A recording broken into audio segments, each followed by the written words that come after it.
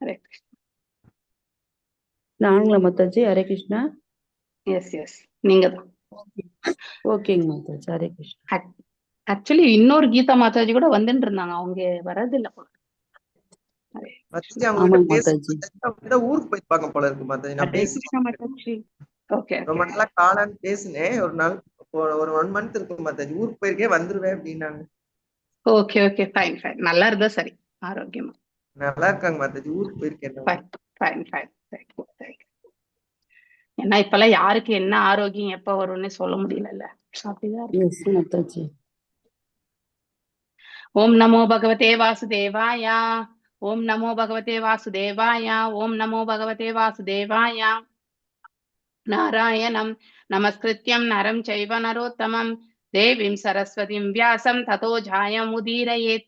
நஷ்டப்ராயேஷு பதரேஷு நித்யம் பாகவத சேவையாம் பகவத்ய உத்தம ஸ்லோகே பக்திர்பவதி நைஸ்திகி. ஓம் அஜ்ஞானதிமிராந்தஸ்ய ஞானாஞ்சனய ஷலாக்கய சக்ஷுருன்மிலிதம் येन तस्मै श्रीगुरवे नमः. श्रीचैतन्यमनोभीष्टं स्थापितं येन भूतले स्वयं रूपा गदामह्यं तदा स्वपदान्तिकम्. हे कृष्णा करुणा सिन्धु दीनबन्धु जगत्पते गोपेशा गोपिका कान्त राधकान्त नमस्तुते. सप्त काञ्चन गौराङ्गी राधे वृन्दावनेश्वरी ऋषभानुसुते देवी प्रणमामि हरिप्रिये. वाञ्छकल्पदारुभ्यश्च कृपा सिन्धुभ्य एव च पतितानां पावनेभ्यो वैष्णवेभ्यो नमो नमः. जय श्री कृष्ण चैतन्य प्रभु नित्यानंद श्री अद्वैत गदाधारा श्रीवासदि गौर भक्त वृंदा. हरे कृष्णा कृष्ण कृष्णा हरे हरे, हरे रामा राम राम हरे हरे. हरे कृष्णा कृष्ण कृष्णा हरे हरे, हरे रामा राम राम हरे हरे. எல்லாருக்கும் ஹரே கிருஷ்ணா. हरे कृष्ण माताजी. प्रणाम माताजी. Hare thanks Krishna Mataji. Mataji. Hare Krishna Mataji. Hare Krishna Hare Mataji. Krishna. Hare Krishna Mataji. Hare Krishna Mataji. Thank you all for joining this session. ஏன்னா ஒரு ஷார்ட் நோட்டீஸ்ல நீங்க அந்த டைம்க்கு ஏத்த மாதிரி ஒதுக்கிட்டு நீங்க எல்லாரும் ஜாயின் ஆனது எனக்கு உங்களுக்கு எல்லாருக்கும் என்னுடைய மனமார்ந்த நன்றிகள். ஸோ ஒரு நிமிஷம், I make you co host Manimekalai Mataji and Hare Krishna Mataji. Hare Krishna Mataji. Hare Krishna. Manimekalai Mataji கொஞ்சம் கை உயர்த்துறீங்களா? தேங்க்யூ.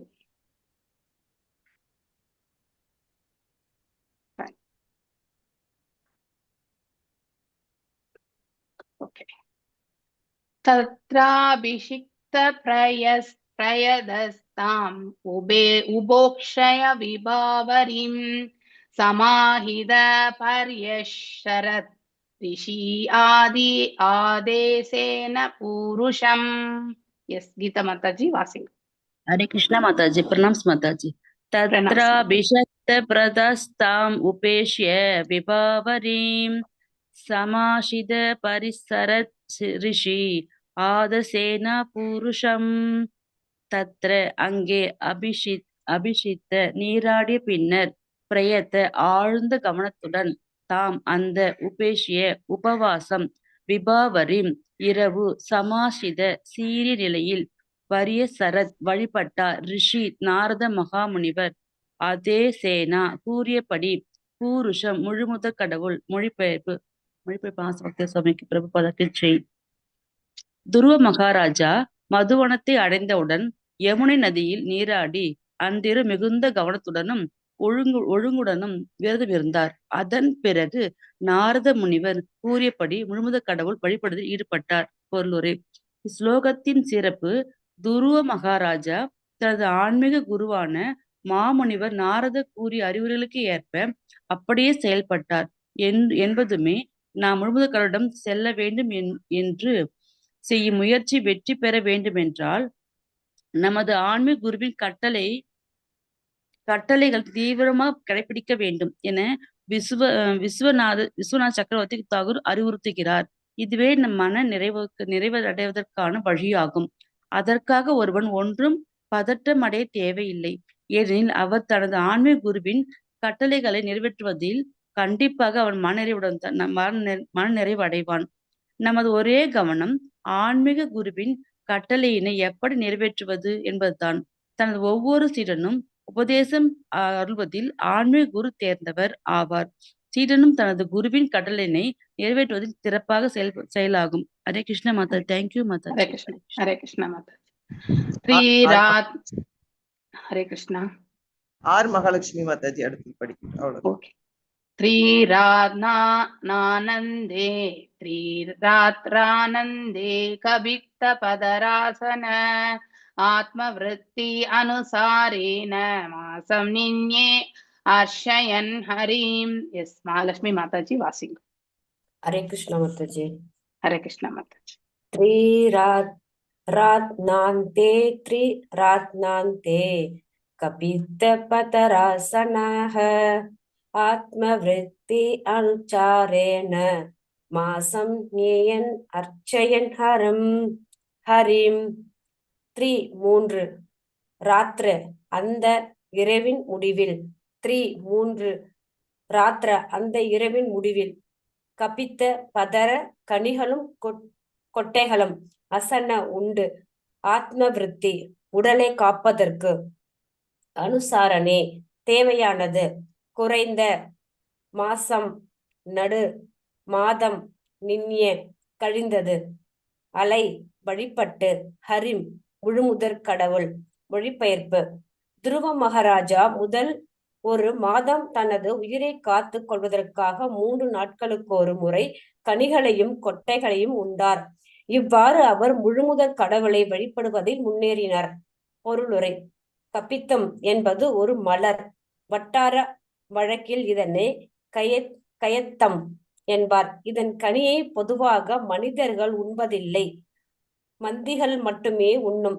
மிக குறைவாக தனது உயிரை காத்து கொள்ள தேவையான அளவிற்கு இக்கனியை துருவ மகாராஜா உண்டார். உடலுக்கு உணவு தேவை. அதற்காக ஒரு பக்தன் புலனுகர்ச்சியில் தன் நாவை திருப்திப்படுத்த உண்ணக்கூடாது. ஆடம்பரமாக ஒருவன் உண்ணக்கூடாது என்று தனது உடலை நலமாக வைத்திருக்கும் அளவிற்கே ஒருவன் உண்ண வேண்டும் என்று கீதை பரிந்துரைக்கிறது. துருவ மகாராஜா ஒரு ஆச்சாரியர் ஆகையால் தவங்களையும் துறவு நெறிகளையும் ஏற்று பக்தி தொண்டு செய்பவன் எவ்வாறு நடக்க வேண்டும் என்று நமக்கு அறிவுறுத்துகிறார். துருவ மகாராஜாவின் செய்வினை நாம் கவனமாக அறிந்து கொள்ள வேண்டும். அவர் தனது நாட்களை எத்துணையும் கடுமையாக கழித்தார் என்பதை பின்வரும் ஸ்லோகங்கள் சொல்லும். பகவான கூறிய பக்தனாவது எளிதான காரியம் அல்ல.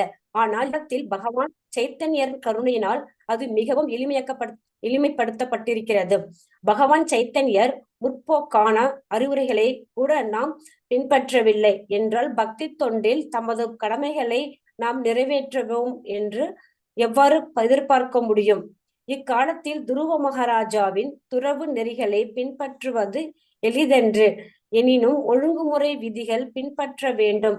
ஆன்மீக குருவினால் நமக்கு அளிக்கப்பட்டுள்ள ஒழுங்குமுறை விதிகளை நாம் புறக்கணிக்க கூடாது. ஏனில் அவை பந்தப்பட்ட ஆத்மாக்களுக்காக எளிமையாக்கப்பட்டவையாகும். நமது கிருஷ்ண பக்தி இயக்கத்தினை பொறுத்தவரை பக்தர்களை நாம் கேட்டு கொள்வதெல்லாம் 4 விளக்கப்பட்ட விதிமுறைகளை அனுசரித்து 16 சுற்றுகள் ஜபித்து நாவின் சுவைக்காக ஆடம்பர விருந்துகளை உண்ணாத பகவானுக்கு அளிக்கப்படும் படையில் உணவினை மட்டுமே ஏற்றுக்கொள்ள வேண்டும். இதன் பொருள் நாம் உபவாசம் இருக்கும் பொழுது நம்மோடு சேர்ந்து பகவானும் உபவாசம் இருக்க வேண்டும் என்பதல்ல. பகவானுக்கு எந்த அளவுக்கு முடியுமோ அந்த அளவிற்கு இனிய சுவையான உணவினை நைவேத்தியம் செய்தல் வேண்டும். பக்தி தொண்டு செய்வதற்காக உமது உயிரை காத்து கொள்வதற்கும் தேவையான அளவு எளிய உணவினையை நாம் ஏற்றுக்கொள்ள வேண்டும். துருவ மகாராஜாவோடு ஒப்பிடும் பொழுது நாம் மிக தாழ்ந்தவர்கள். துருவ மகாராஜா தன்னுணர்வு பெறுவதற்காக செய்ததையெல்லாம் நம்மால் செய்ய முடியாது. ஏனில் அது போன்ற தொண்டு செய்வதற்கு நாம் முற்றிலும் தகுதி இழந்தவர்கள். ஆனால் பகவான் சைத்தன்யன் கருணையினால் இக்காலத்திற்குரிய அனைத்து சலுகைகளையும் நாம் பெற்றிருக்கிறோம். ஆகையினால் குறைந்த பட்சம் பக்தி தொண்டிற்குரிய குறிப்பிட்ட கடமைகளை புறக்கணிப்பதினால் நாம் மேற்கொண்டிருக்கின்ற வாழ்க்கை லட்சியத்தை வெற்றி பெறாது என்பதை நாம் எப்பொழுதும் மனதில் கொள்ள வேண்டும். தனது தீர்மானத்தில் இருந்து துருவரது உறுதியினை பின்பற்ற வேண்டும். இவ்வாழ்க்கையில் பக்தி தொண்டிற்குரிய கடமைகளை கண்டிப்பாக நிறைவேற்றியே தீர்வது என்று உறுதி கொள்ள வேண்டும். நமது கடமையினை அடுத்த பிறவியில் நாம் நிறைவேற்றிக் கொள்ளலாம் என்று காத்திருக்க கூடாது. ஹரே கிருஷ்ண மாதாஜி. ஹரே கிருஷ்ணா. ஹரே கிருஷ்ணா மாதாஜி. எஸ் பிரேமா மாதாஜி வாசிங்க. ரேவதி மாதாஜியா? ரேவதி மாதாஜி. ஓகே ரேவதி மாதாஜி வாசிங்க. द्वितीयं सदा मासं षष्ठे षष्ठे अर्भगोदिने तृणा पर्णादिभिः सिरीनै कृदान्यो अभयर्शरन् विभुम्. यस वासिंग. हरे कृष्ण माताजी. नांदने रेवती माताजी ने करेक्ट. हरे कृष्ण.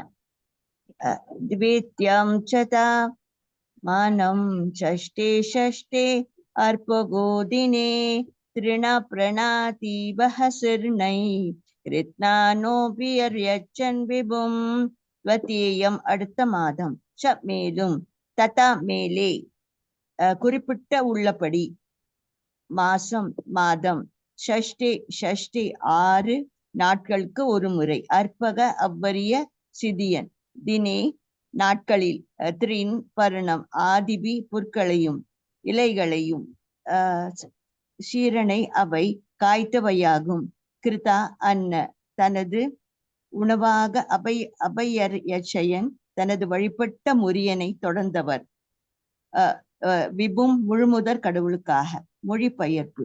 துருவ மகாராஜ் 2வது மாதத்தில் 6 நாட்களுக்கு ஒரு முறை காய்ந்த புற்களையும் இலைகளையும் உண்டு தனது வழிபாட்டினை தொடர்ந்தார். Hare Krishna Mataji. Thank you very much. Thank you Mataji. Hare Krishna. S Prema Mataji வாசிங்க அடுத்தது. त्रिदीयं सानयन् मासं नवमे हनिः अभक्ष उत्तमश्लोकम् उपादावत् समाधिना. हरे कृष्ण माताजी. त्रिदीयं सानयन् मासं नवमे हनि अभक्ष उत्तमश्लोकम् उपादावत् समाधिना. त्रिदीयம் 3வது மாசம், மேலும், ஆனையன் கழிப்பது, மாசம் ஒரு மாதம், நவமே ஒவ்வொரு 9ஆம் நாளும், அகனி ஓர் நாள், அப்பக்ஷக தண்ணீரை மட்டுமே அருந்தினார். உத்தம ஸ்லோகம் உத்தம ஸ்லோகங்களினால் துதிக்கப்படும் முழுமுதற் கடவுள். உபாதாவத் வழிபட்டார். சமாதினா சமாதி நிலையில். மொழிபெயர்ப்பு ஸ்ரீல பிரபுபாதாக்கு ஜெய். 3வது மாதம் 9 நாட்களுக்கு ஒரு முறை தண்ணீரை மட்டுமே அறிந்தினார். இவ்வாறு அவர் தெய்வீக பண்களினால் வணங்கப்படும் முழுமுதற் கடவுளை முற்றிலும் சமாதி நிலையில் இருந்து வழிபட்டார். ஹரே கிருஷ்ண மாதாஜி. தேங்க்யூ மாதாஜி. ஹரே கிருஷ்ணா. மணிமேகலை மாதாஜி நீங்க வாசிக்கிறீங்களா? ஆமா மாதாஜி. சதுர்த்தம் அபிவைபாசம் द्वादशे हनिः वायुपक्षोजितश्वासो ध्यायन् देवम् अधारयत्. हरे कृष्ण माताजी. सदूतम् अभिवैमासं द्वादशे हनि वायुपक्षोजितश्वासो ध्यायन् देवम् अधारयत्. சதுர்த்தம் 4வது, அபி மேலும், வை இவ்வழியில், மாசம் மாதம், துவாதசே 12வது, அகனி நாளில், வாயு காற்று, பக்ஷ உண்டு, ஜித சுவாச முறையில் கட்டுப்படுத்தி, தியானி தேவம் முழுமுதற் கடவுள், அதாரயத் வழிபட்டார். மொழிபெயர்ப்பு. 4வது மாதத்தில் துருவ மகாராஜா தனது மூச்சினை கட்டுப்படுத்துவதில் வல்லமை பெற்றார். அதனால் அவர் 12 நாட்களுக்கு ஒரு முறை காற்றை மட்டுமே சுவாசித்து வாழ்ந்தார். இவ்வழியில் அவர் தனது நிலையில் உறுதியாக இருந்து முழுமுதற் கடவுளை வழிபட்டார். ஹரே கிருஷ்ணா மாதாஜி. ஜானகிராமன் பிரபு மாதாஜி. அடுத்து ஜானகிராமன் பிரபு. இல்ல, இன்னைக்கு நிறைய ஸ்லோகம் வேண்டாம். நாளைக்கு புஷ்ப மாதாஜி ஜானகிராமன் பிரபுஜி வாசிக்கட்டும். ஹரே கிருஷ்ணா மாதாஜி. 10th கேண்டோ படிக்கலாம்னு சொன்னீங்க மாதாஜி. ஆமா, இன்னைக்கு ஒரு நாள் மாதாஜிக்கு இன்னைக்கு டைம் இல்ல. ஓகே மாதாஜி. நாளைக்கு கண்டிப்பா வாசிப்போம் 10th கேண்டோ. ஓகே. எல்லாரும் தமிழ் ஆரம்பிக்கலாம். ஓகே. அதாவது நம்ம நாளையில இருந்து நீங்க தமிழ் புக் எடுத்து வச்சுக்கோங்க 10th. Okay, so that Okay, நான் வழி okay. இங்க ஸ்கிரீன் மட்டும் தான் உங்களுக்கு காட்டுவேன். நீங்க தமிழ் புக்ல அழகா கொஞ்சம் கொஞ்சமா நீங்க வாசிச்சீங்கன்னா நான் கொஞ்சம் எக்ஸ்பிளைன் பண்றதுக்கு உங்களுக்கு ஈஸியா இருக்கும்.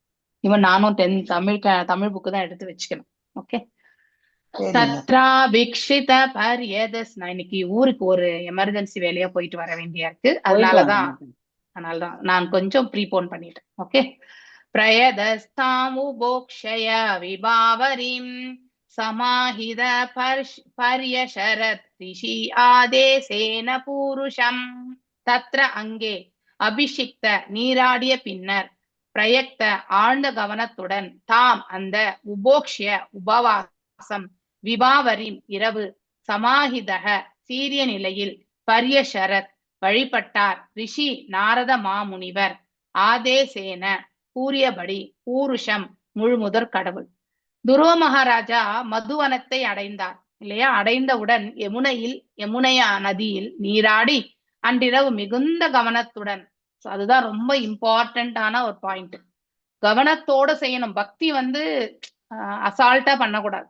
ஸோ பக்தி மனசுல அந்த பாவத்தை கொண்டு வரணும்னா நம்ம எப்படி நம்ம உணவு எடுத்துக்கும் பொழுது கவனமோட தானே சாப்பிடுவோம். அது போலதான் நம்ம பக்தி செயலுமே மிகுந்த கவனத்துடன் ஆற்ற வேண்டும். ஒழுங்கு இல்லையா? அதுல வி ஷுட் ஹாவ் தட். நம்ம அந்த குவாலிட்டி ரொம்ப ரொம்ப முக்கியம். ஒழுக்கத்துடன் நம்ம விரதம் இருந்தார்.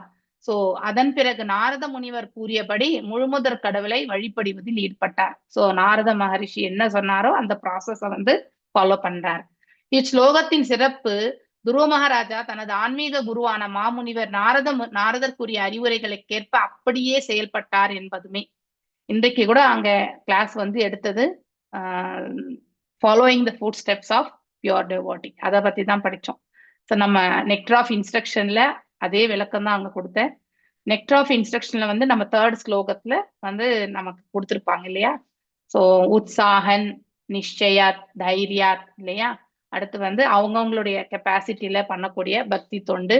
அடுத்து சங்க தியாகம், ஸோ அதாவது அசத் சங்க தியாகத்தை நாம விடுறது. அடுத்து சதாவிருத்தின்னா ஒரு தூய பக்தரையுடைய பாத கமலங்களை நாம பின்பற்றி செல்லுதல் இல்லையா? இப்படி இந்த 6 விதமான எல்லாமே பக்தி தொண்டுக்கு ஃபேவரபிளான அதாவது சூழ்நிலைகள் அப்படிங்கிறத படிச்சோம். ஸோ இங்க யாருடைய அசோசியேஷன் எடுத்திருக்கார்? இவர் ஒரு தூய பக்தருடைய அசோசியேஷன் எடுத்திருக்கார் துருவ மகாராஜா. அவருடைய அறிவுறுத்தல், அவரையே குருவாக ஏற்றுக்கொண்டு அவர் என்ன அறிவுறுத்தினாரோ அதை அப்படியே ஃபாலோ பண்ணணும் அப்படிங்கறது ரொம்ப உறுதி கொண்டு செயல்படுகிறார். அந்த உறுதி தான் நம்ம எல்லார்கிட்டயுமே இருக்கணும். So that is the lessons learn. இதுதான் நம்ம வாழ்க்கையில நாம எடுத்துக்கக்கூடிய அறிவுரைகள். நாம முழுமுதற் கடவுளிடம் செல்ல வேண்டும் என்னும் செய்யும் முயற்சியில் வெற்றி பெற வேண்டும் என்றால், நம் பகவானுடைய திருநாட்டை அடையணும்ன்ற அந்த ஒரு முயற்சியில நாம வெற்றி காண வேண்டும் என்றால் நாம் நமது ஆன்மீக குருவின் கட்டளைகளை தீவிரமாக கடைபிடிக்க வேண்டும் என்று விஸ்வநாத சக்கரவர்த்தி தாகூரார் சொல்கிறார். சோ இங்க பாகவதம்ல நிறைய வியாக்கியானங்கள் எல்லாமே முந்தைய ஆச்சாரியர்களுடைய வியாக்கியானங்களுடைய சம்மரியா தான் நம்ம ஸ்ரீல பிரபுபாதர் அவர்கள் கொடுத்திருக்கிறதே.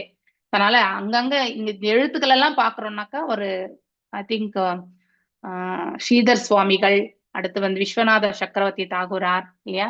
சோ இதெல்லாம் அவங்களுடைய வியாக்கியானங்கள். நம்ம குரு அதாவது ஸ்ரீல பிரபுபாதருடைய குரு, இப்படி எல்லாருடைய அந்த வியாக்கியானங்கள் எல்லாத்துலயுமே எடுத்து சம்மரியா தான் நமக்கு கொடுத்திருக்காரு. அதனால நம்ம தனித்தனியா அவங்களுடைய வியாக்கியானங்களை போய் படிக்க வேண்டிய சனாதன கோஸ்வாமி, ரூப கோஸ்வாமி, சோ அவங்க எல்லாம் என்ன எழுதியிருக்காங்களோ அதனுடைய எழுத்துக்களுடைய சாராம்சத்தை எல்லாமே இந்த இடத்துல கொடுத்திருக்காரு. சோ இதை நம்ம பாகவதத்தை வாசிச்சாலே அவங்க எல்லாருடைய எழுத்துக்களுமே இதுல இருக்கு அப்படிங்கறத நாம தெரிஞ்சோம். அப்போ ஒரு ஆச்சாரியாருடைய கருணை மாத்திரம் கிடையாது, அநேக ஆச்சாரியர்களுடைய கருணையும் நமக்கு கிடைச்சிருக்கு அப்படிங்கிறது அர்த்தம்.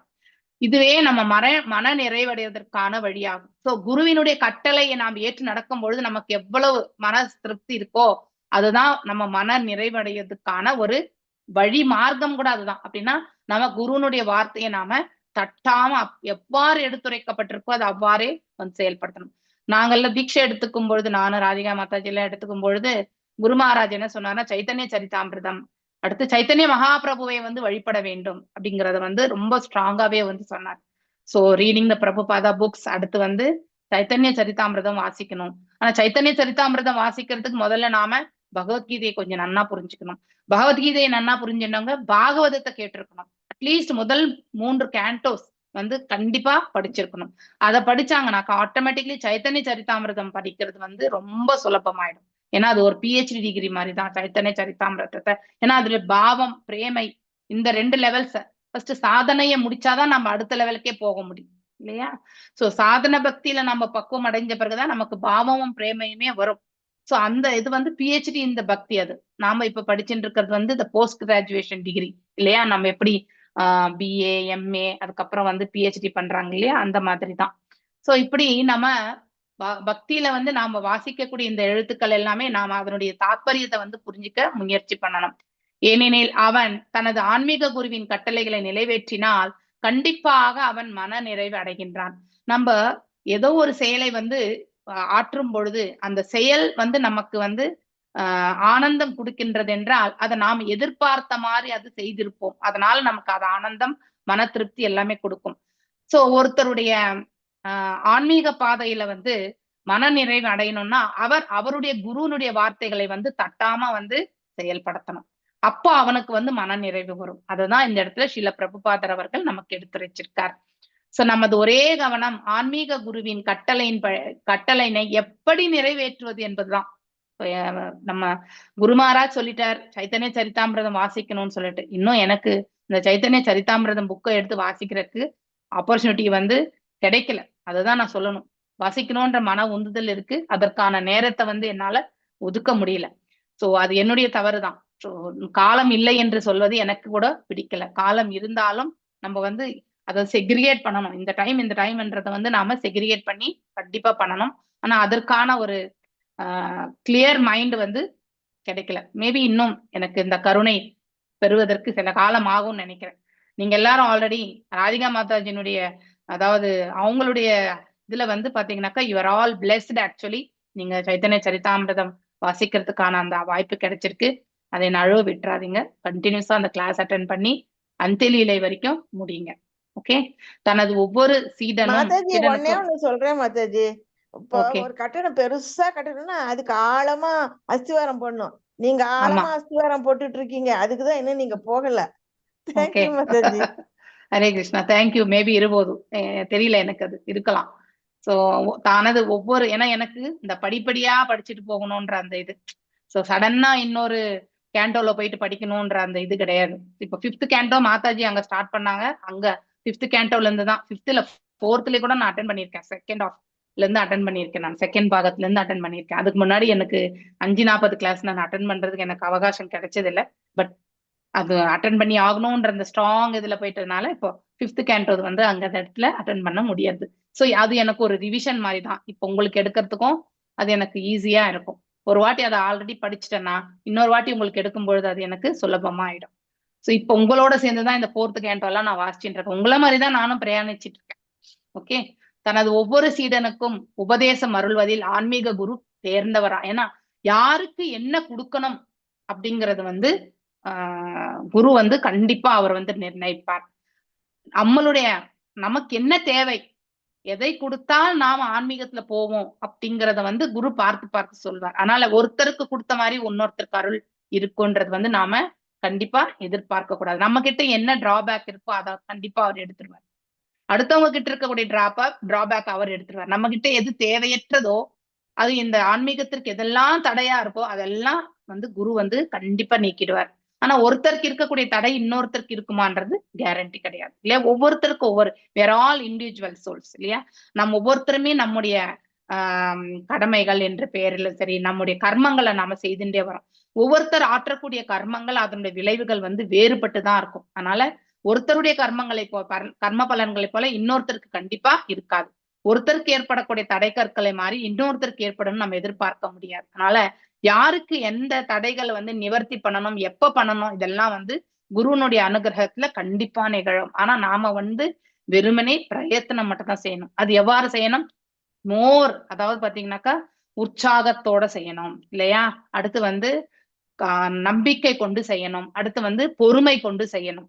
இந்த 3 பண்புகளை வந்து நாம வளர்த்துண்டா பக்தி பாதையில வந்து நம்மளால முன்னேற்றம் அடைய முடியும். சோ இதனால வந்து நமக்கு ஒரு சாது சங்கத்தோட இணைப்பு வரும். சோ அப்போ ஒரு தூய பக்தர் இடத்துல நாம ஒரு தஞ்சம் அடைய முடியும். நிழலாக அவருடைய நிழல்ல போய் நம்ம தங்கம். சோ இந்த 6மே வந்து பக்திக்கு வந்து அனுகூலமானவை என்பதை நாம தெரிஞ்சுக்கணும். த்ரீராத்னாந்தே த்ரீராத்ராந்தே கபித்த பதராசனஹ ஆத்மவிருத்தி அனுசாரேன மாசம் நின்யே அர்ச்சயன் ஹரிம். தத் 3 ராத்திர அந்தே இரவின் முடிவில், 3 ராத்திர அந்தே இரவின் முடிவில்,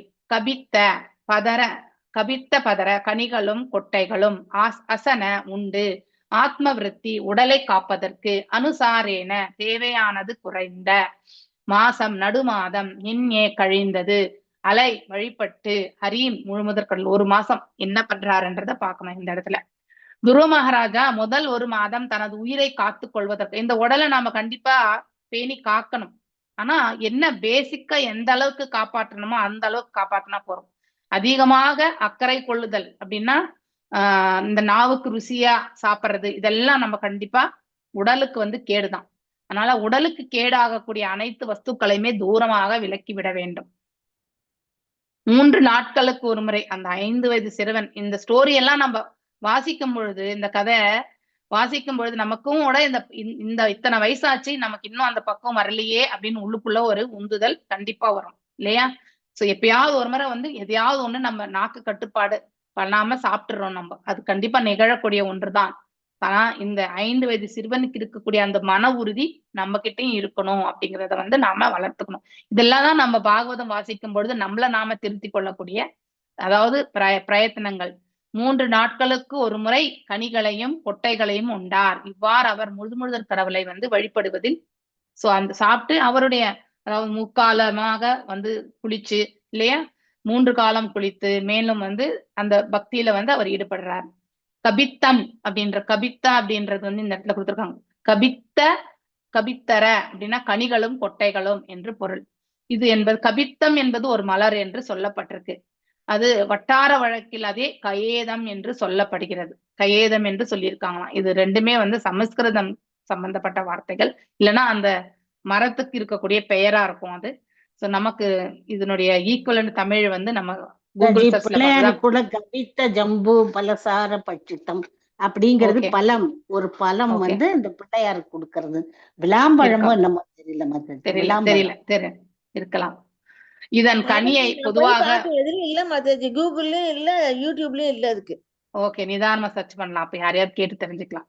இதன் கனியை பொதுவாக மனிதர்கள் உண்பதில்லை. மோஸ்ட்லி இப்போ மாதாஜி சொன்னாங்க இல்லையா, அந்த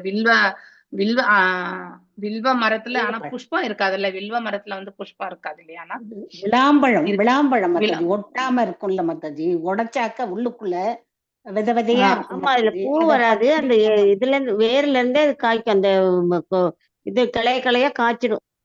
ஓகே, பழம் இருக்கு மாதாஜி, பழம் இருக்கு. ஆனா நம்ம அதை வந்து கண்டிப்பா சாப்பிடுறது அது இல்ல. விளாம்பழம் பிள்ளையாருக்கு விளாம்பழம் தான் அது கபித்தம் சொல்லுவாங்க மாதாஜி. இல்லக்கா, இதுலயும் இருக்கு. வில்வத்துல 12 வகை இருக்கு. எங்க அபார்ட்மெண்ட் இதுல அதானே சாப்பிட மாட்டாங்கல்ல. சாப்பிடுவாங்க மாதாஜி. ஆனாதான் சொல்றேன் நான், சாமானியமா எல்லாருமே சாப்பிட மாட்டாங்க. அது ஒரு மாதிரி தொகர்ப்பா இருக்கும். அது கிடைக்காது மாதாஜி, அது ரொம்ப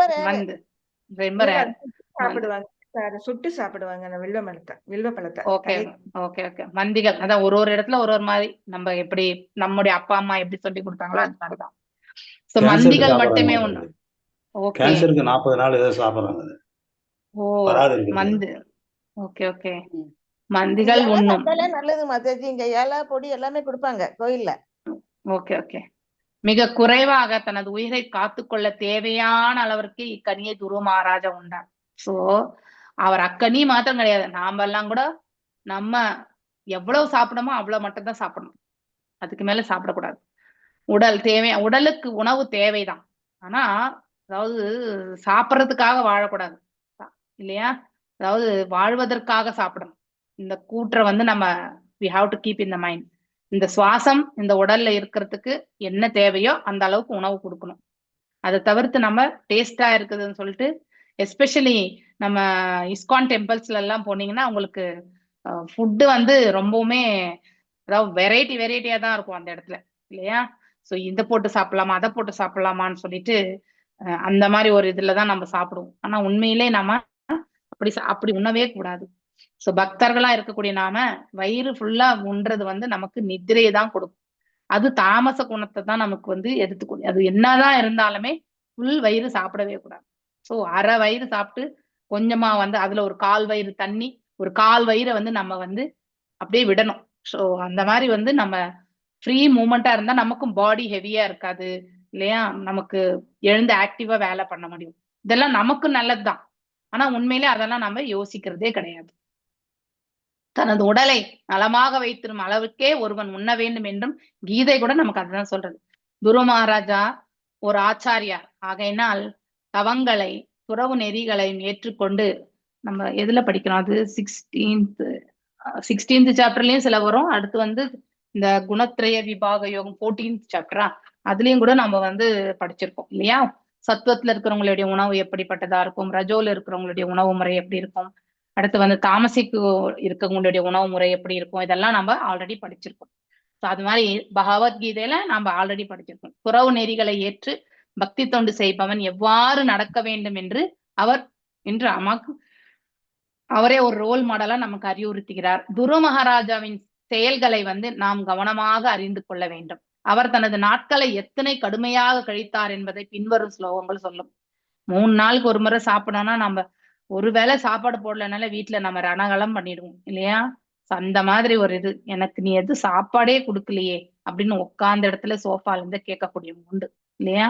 சோ ஒரு அரை மணி நேரம் லேட் ஆயிடுதுனாலும் நாம தான் வீட்டுல இருக்கிறவங்களுக்கு பயப்பட முடியும். அடுப்பு கூடவா பயப்படும்? கண்டிப்பா முடியாது இல்லையா. சோ அடுப்பு எரியும், அது அந்த டைம் எவ்வளவு எடுத்துக்குமோ அந்த டைமுக்கு தான் அது குக் பண்ண முடியும். ப்ரெஷர் இறங்கினாலும் குக்கர் வந்து ப்ரெஷர் இறங்கினாதான் நம்ம எதையுமே வந்து கழட்டி ஏதாவது போட முடியும். பிரசாதமா மாத்தி கூட நம்ம அடுத்தவங்களுக்கு கொடுக்க முடியும். It will have its own time இல்லையா. ஆனா சில பேருக்கு வந்து அந்தந்த டயத்துக்கு வந்து கொடுத்துடணும், இல்லைன்னா முகத்தை தூக்கி வச்சுட்டு உட்காந்துருப்பாங்க. அந்த மாதிரியான ஆட்களும் உண்டு. ஓகே. சோ அப்படி நம்ம உணவு வந்து நாம சுவாசிக்கிறதுக்காக மட்டும் உண்வதற்கு நாம பழகணும். அதுதான் ரொம்ப முக்கியம். இதை கட்டுப்படுத்தினா வயிறு ஆட்டோமேட்டிக்கலி நல்ல ஒரு நிலையில இருக்கும். ஆட்டோமேட்டிக்கலி பிற புலன்கள் எல்லாமே பக்குவத்துக்கு வரும்.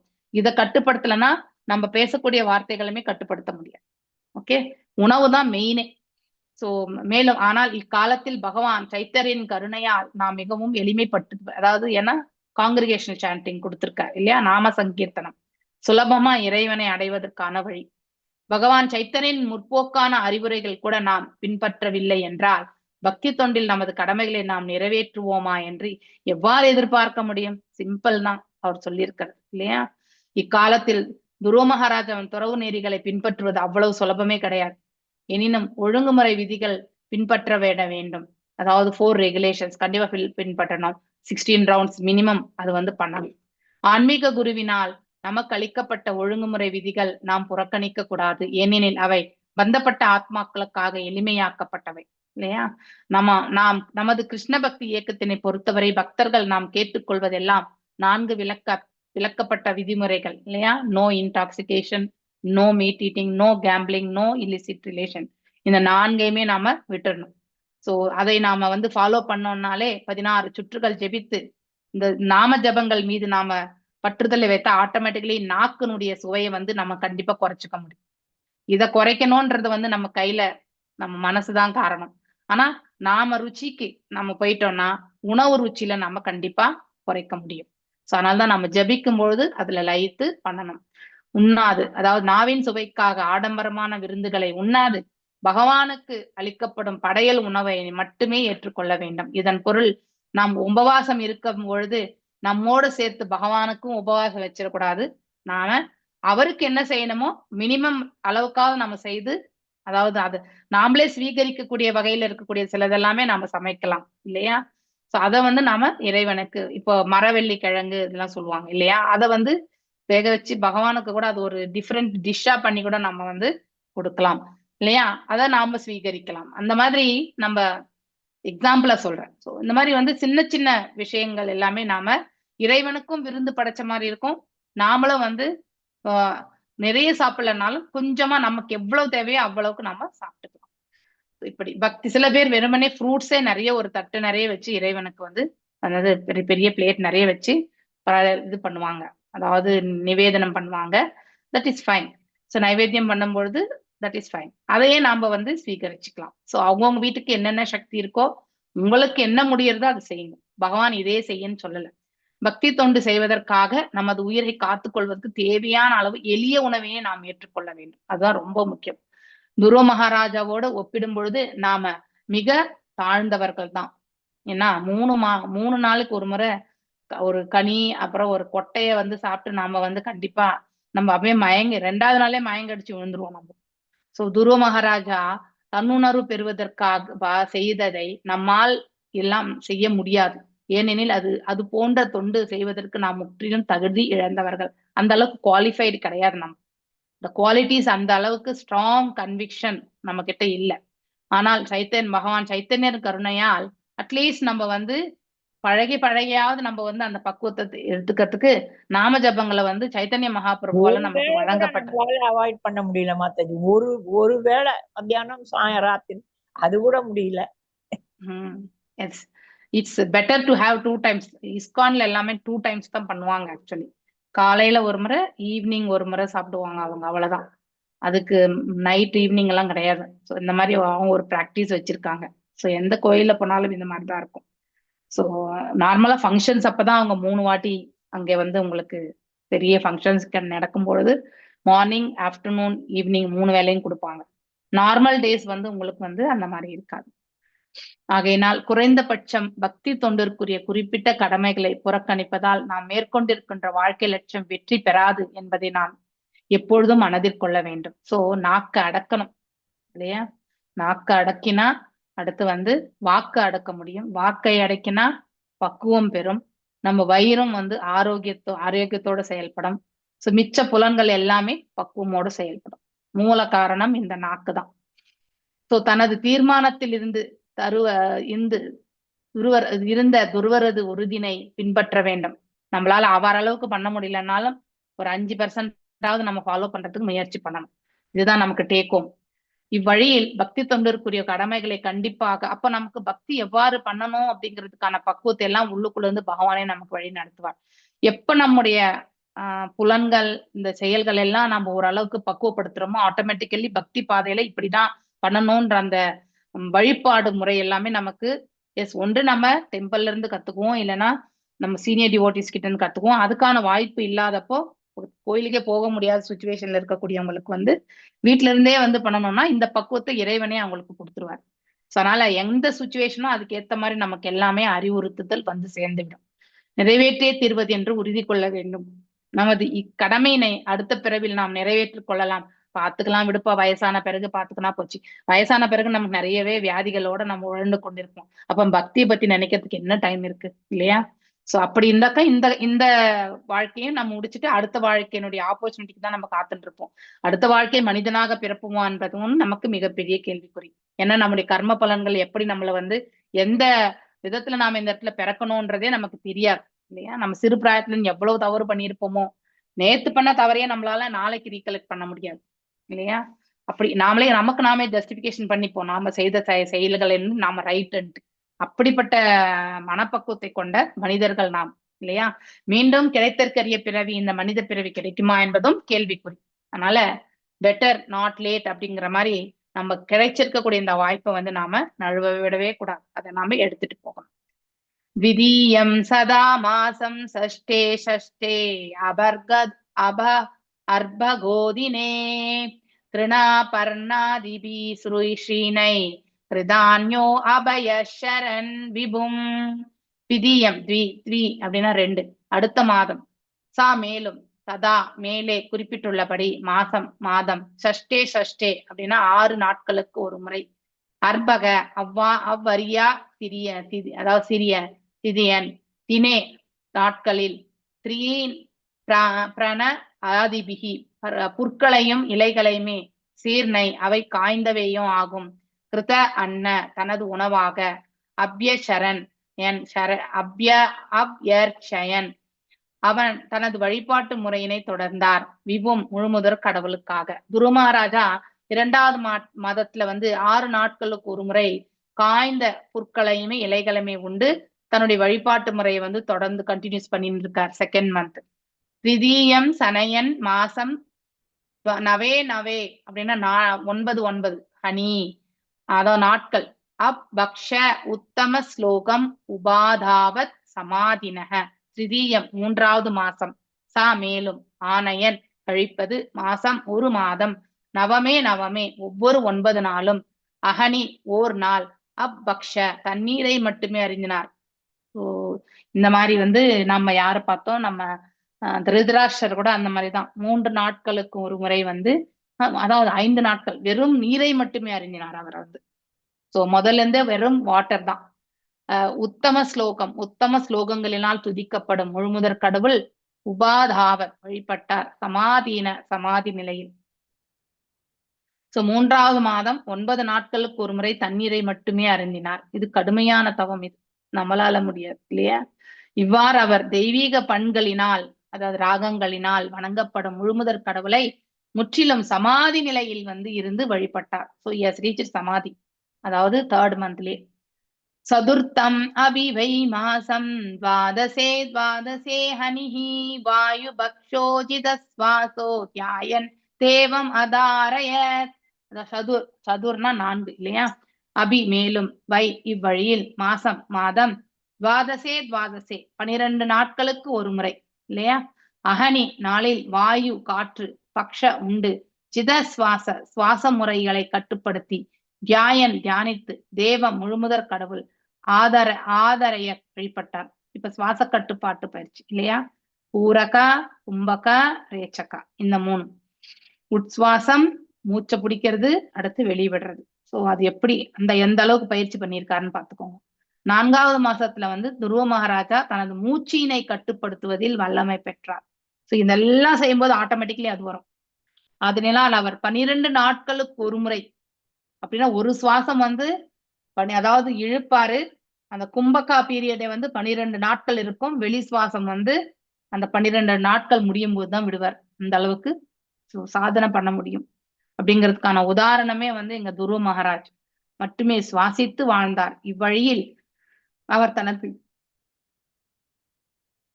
நிலையில் உறுதியாக இருந்து முழுமுதற் கடவுளை வழிபட்டார். ஸோ இவ்வளவு ஸ்ட்ராங் கன்விக்ஷன் இருக்கணும் இல்லையா? ஸோ நான் இன்றைக்கு இதோட நிறுத்துறேன்.